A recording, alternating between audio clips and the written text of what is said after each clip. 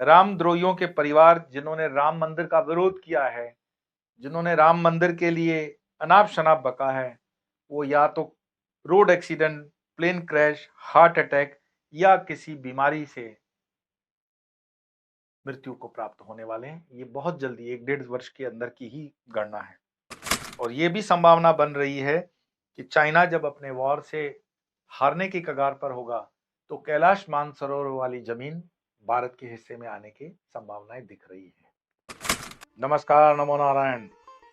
जैसा कि मैंने हमेशा कहा है कि मैं भविष्यवक्ता नहीं हूँ। भविष्यवाणी करना संन्यास के इसमें व्यक्तिगत तौर से नहीं देखा जाता, लेकिन राष्ट्र है, धर्म है, उसके लिए कुछ भविष्यवाणियां जो ज्ञानियों ने, परज्ञानियों ने की हुई है और जिनसे संपर्क हुआ, जिनके विषय में हम मिले, उसको मैं आपके साथ शेयर करना चाहता हूं।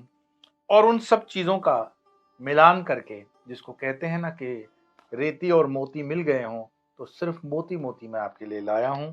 ऐसी 14 भविष्यवाणियां मैं आपके साथ आज शेयर करने जा रहा हूं, जो 2024 से आने वाले 2039 तक आपको मार्गदर्शन बताती हैं कि भारत किस दिशा में जा रहा है। सबसे पहली भविष्यवाणी है कि भारत के अंदर बहुत जल्दी 2 वर्ष के अंदर अंदर न्याय तंत्र में सुप्रीम कोर्ट द्वारा आमूलचूल परिवर्तन की संभावनाएं दिख रही हैं। और उनके कुछ निर्णय कुछ राजनीतिक पार्टियों के लिए तो होंगे, परंतु धार्मिक नेताओं और धार्मिक मठ मंदिरों के लिए भी होंगे। कई धार्मिक संगठन उससे थोड़े बहुत प्रभावित अपने को महसूस करेंगे और हो सकता है देश में अराजकता फैलाने का भी प्रयास करेंगे। ये न्याय तंत्र को लग करके मैंने आपको बताई है भविष्यवाणी, जो 2 वर्ष के अंदर ही हो जाएगी। दूसरा है, इसी न्याय तंत्र के परिवर्तन से कुछ पार्टियों के वरिष्ठ नेताओं को सजा होने वाली है और उस सजा के कारण वो शायद देश छोड़ करके भागेंगे भी, और उस सजा के कारण कुछ सदमे से मर भी जाएंगे। और ये कार्य 2 साल के अंदर ही सुप्रीम कोर्ट द्वारा हो जाएगा। तीसरा है, न्याय तंत्र से ही लगता है 2-3 साल के अंदर काशी और मथुरा के फैसले भी जल्दी सुप्रीम कोर्ट में आने की संभावना है। और उसमें बहुत ही सुलझे हुए मुस्लिम नेता, मुस्लिम लोग, मुस्लिम समाज समर्थन देते हुए भारत के अंदर जो गलतियां हो चुकी है पूर्व शासकों द्वारा, उसको सुधार लेने की संभावनाएं दिखती हैं और शांतिपूर्ण इसमें हल दिखता है। और ये भी बात 2-3 साल के अंदर ही है।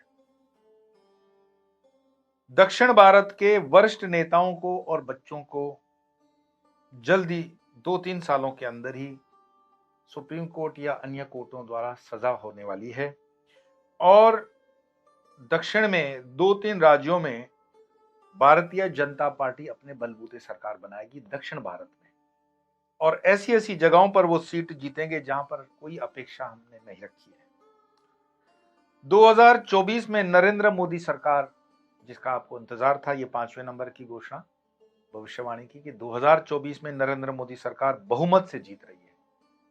और इस सरकार में हिंदू सनातनी तो उनको वोट देंगे। मैं आपकी जानकारी में बता दूं कि इसमें अप्रत्याशित रूप से मुस्लिम महिलाएं बढ़ चढ़ करके भाजपा को वोट देने वाली है और भाजपा अपेक्षित मार्जिन से बहुत आगे निकल जाएगा। तो ये 2024 की ही भविष्यवाणी है। 6वें नंबर की भविष्यवाणी है कि जैसे पहले मेघनाद मारा था और फिर रावण, ऐसे ही रावण तो बाद में ही मरता है।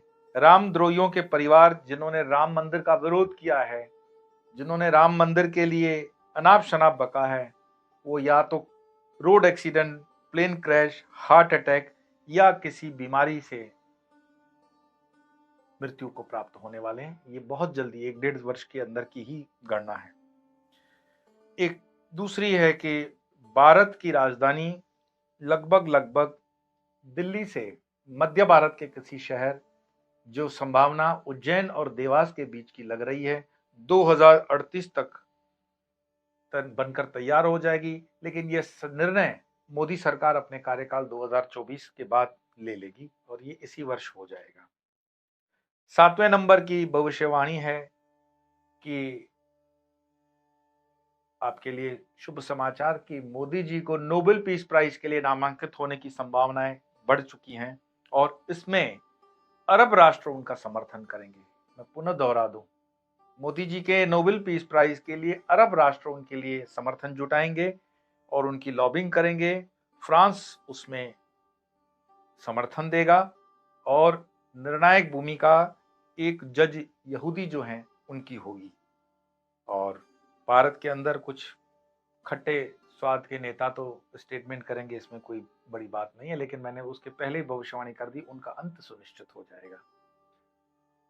आठवीं भविष्यवाणी थोड़ी सी आपको अजीबोगरीब लग सकती है, लेकिन ट्रिपल आई एक संगठन बनने जा रहा है जो इजराइल, ईरान और इराक या आयरिश लैंड का होने जा रहा है। लेकिन इजराइल और ईरान की दोस्ती होगी बहुत जल्द। इजराइल और ईरान में इसलिए दोस्ती होगी कि ईरान में सत्ता परिवर्तन होते हुए दिख रहा है और ट्रिपल आई के इस संगठन से मध्य एशिया में कई स्थितियां बदल जाएंगी और उसका भारत वगैरह पे भी असर आएगा। इस संगठन के बनने से, इस युक्ति के बनने से पाकिस्तान के अंदर वैसी ही परिस्थितियां आज ही खराब हैं, लेकिन उस नजदीक के समय में पाकिस्तान नस्ते नाबूद की कगार पर आ जाएगा। लगभग पीओके तब तक भारत में आ चुका होगा। ये 2024-25 के बीच की मैं बात बता रहा हूं। भारत के साथ अफगानिस्तान मित्रता और बढ़ाएगा और मजबूत करेगा और ट्रिपल आई जो ये संगठन इजराइल, ईरान और इंडिया का बन रहा है, उसमें अफगानिस्तान महत्वपूर्ण भूमिका निभाएगा। चाइना के अंदर गृह युद्ध होने की संभावनाएं दिख रही हैं। चाइना के अंदर गृह युद्ध होगा और अगर दलाई लामा और उनके सहयोगी रणनीतिक रूप से अच्छे निर्णय लें तो तिब्बत को स्वायत्तता प्रदान हो सकती है और विश्व स्तर पर तिब्बत को समर्थन देने के लिए कई देश आगे आएंगे, जिसमें भारत प्रमुख होगा। और यह भी संभावना बन रही है कि चाइना जब अपने वॉर से हारने की कगार पर होगा तो कैलाश मानसरोवर वाली जमीन भारत के हिस्से में आने की संभावनाएं दिख रही है। भारत यूनाइटेड नेशंस की पूर्ण सदस्यता बहुत जल्दी प्राप्त करने जा रहा है और भारत यूनाइटेड नेशंस की पूर्ण सदस्यता प्राप्त करने के बाद उसका नेतृत्व करते हुए कई जगहों पर ऐतिहासिक अगवानी करेगा और वो निर्णय आने वाले समय में स्वर्ण अक्षरों में लिखे जाएंगे।